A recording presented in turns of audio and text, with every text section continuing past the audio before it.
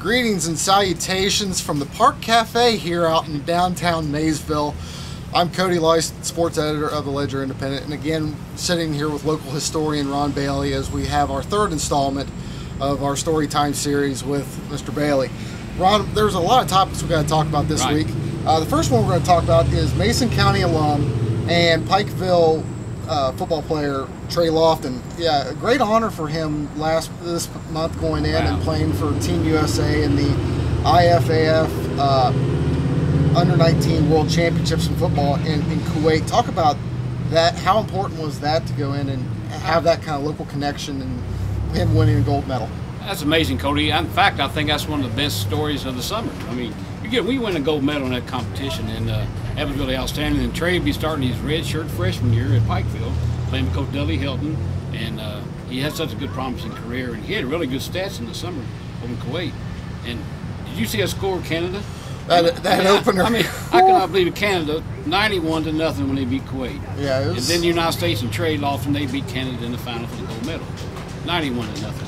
It's quite a beatdown. Yeah, I mean, it shows you how much either the way that Canada's starting to pick up the game, or maybe Kuwait's still trying to pick up the game themselves right now. But talk about Lofton and his time here at Mason County, and I know he had some pretty big accolades when he was playing for the Royals. But talk about that a little bit. Well, when I first seen Trey was in junior high, and you could tell he had great athletic ability, but Coach Buchanan really honed him, and his coaching staff should be commended. The way he came along these last 2 years, and it's amazing how he came along. In fact, he got all region, honorable all state, and like I said, he'd be an asset to Pikeville football. He'd be really an asset. Yeah, it'll be great to see. Hopefully, he goes in and gets into the act over for the Bears this year. Yeah. Our second topic is going to be Mark Blakefield. Earlier this year, he played in his first PGA Tour event. Unfortunately, he wasn't able to make the cut during that tournament. But he goes in, plays in a Web.com Tour event earlier in July, and parlays that into a tournament over in Cedar Rapids, Iowa last week, and picks up a pretty nice check and a pretty big win. Big win, a $20,000 payday, really nice. And Mark won going away too. I mean, he took the lead on the Thursday. He kept the lead the whole weekend, and of course, Marcus, if you all don't know, he's a St. Pat graduate, and he's 1999 Mr. Golf in Kentucky. Great accolade. And then Mark went on to star at UK with J.B. Holmes, one of his teammates, one of the PGA stars. But Mark really has in fact, this weekend he is teeing off in Haywood, California, in a Web.com tournament. So we have to keep an update on that one. So. Yeah, we'll have that in our paper throughout the weekend as far as he's playing. Lastly, we had Kentucky Sports Radio come into Maysville on Wednesday.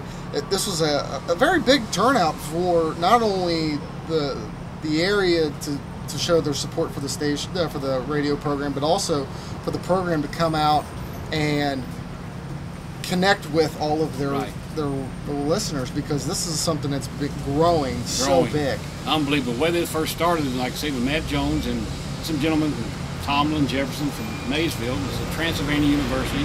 They started, and now look, it bloomed in everything. Big Blue Nations everywhere. But yesterday I was amazed. There was a kid there from Greenup County. He was there early. Williamsburg, Ohio, Cold Spring, they were from everywhere. Yeah. But Matt Jones, he put the show on. Part P.T. Barnum and part sportscaster. I mean, he has snick, but he does a good job. When you go in and you first heard about KSR and its uproots, what were your thoughts? Did you feel like it could have grown to what it is now? No, it really has amazed me, because there were so many outlets for the Big Blue Nation to listen to. But Matt started a podcast in his own home. Then he got a little small radio station in Louisville. And once he got it going in tight, he got in with Patrick Patterson. And when he got in with Patrick Patterson in the recruitment room, when Gillespie was recruiting Patrick, it's really blossomed into not only his radio broadcast, but his website. I mean, it has so many hits a day. I mean, it's amazing how he's turned that on. But I mean, I'm so excited he came to Maysville. There's a big crowd. And not only did we have representatives from Maysville working for KSR, we also have some people from Plumbington as well. Exactly right. Yeah, McKee, he was the very first cameraman for KSR. So he was the very first cameraman. So we had a lot of connections there, and like he noted that yesterday. He had a lot of connections to Maysville. But it was a good crowd, Cody, and I was glad everybody came out and seen the show. Yeah, it was a good turnout Really over good. at Mann Chrysler, and it was very great to see how well they interacted with not only Right. the listeners, but also just everybody in general who decided to show up. Oh yeah, they got the crowd involved in not only cheering part, but the question and answer period, and they really interaction was really great. I mean, it was a good time. Feels weird that we're already getting into August now, isn't it? Unbelievable, unbelievable. One little side note I was reading 20 years ago this week, when Major League Baseball went on strike. At the time, the Reds were leading the Central Division, and the Montreal Expos had the best record in baseball. And of course, we all know 1994, no World Series, no nothing. Just wiped it all out. So now the trade deadline coming up, more exciting. Yeah, hopefully we'll have more exciting things to talk about next week. I hope so too. And hopefully you'll be able to go in and watch as we talk about the next thing we can find here in Maysville and Mason County and the surrounding areas with next week's videos. Thanks for watching, and we look to see you soon.